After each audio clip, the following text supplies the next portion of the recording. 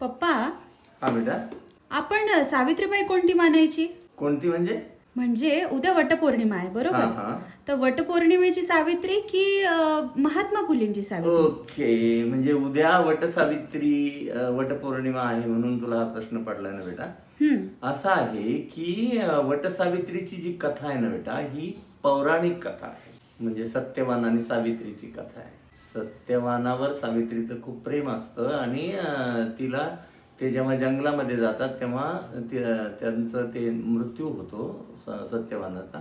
तिथे त्याला यम न्यायला येतात आणि यम आणि सावित्री यांचा जो संवाद आहे, आपल्या युक्तिवादातून आपल्या बुद्धी कौशल्याने सावित्रीबाई यमाला हरवते आणि त्यांच्याकडून 4 वर मागते. त्याच्यामध्ये सत्यवानाला ती पुन्हा एकदा जिवंत करते. अशी ही पौराणिक कथा आहे. बेटा कसं आहे माहिती आहे का, की उद्या वटसावित्री पौर्णिमा आहे. आपल्याकडे असे असंख्य सण आहेत जे धार्मिक रीतिरिवाजानुसार मानले जातात.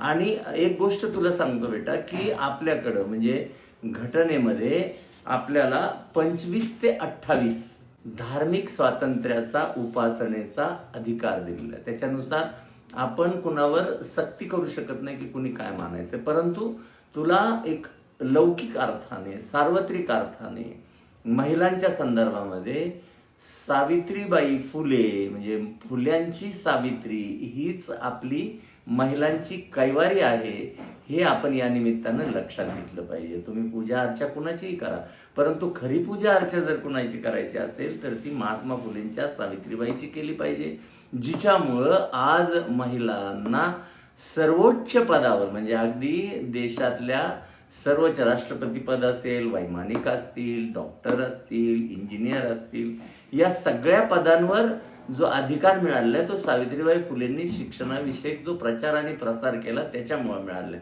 डॉक्टर बाबासाहेब आंबेडकरांनी घटनात्मक तरतूद करताना महिलांना समानतेचा अधिकार दिला.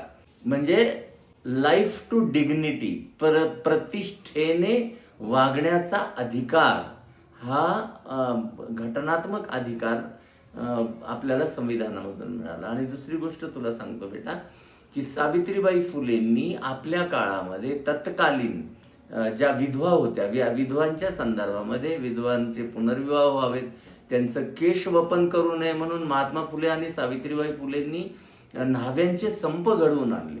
म्हणजे अशा प्रकारे सावित्रीबाई फुलेंची म्हणजे तिच्या शिकवणुकीतून आपण आधार घेऊन आपलं भविष्य घडवण्याचा प्रयत्न केला पाहिजे. म्हणून मला जर तू विचारलंस तर सावित्री ही महात्मा फुलेंची मानली पाहिजे. लक्षात आलं बेटा तुझ्या?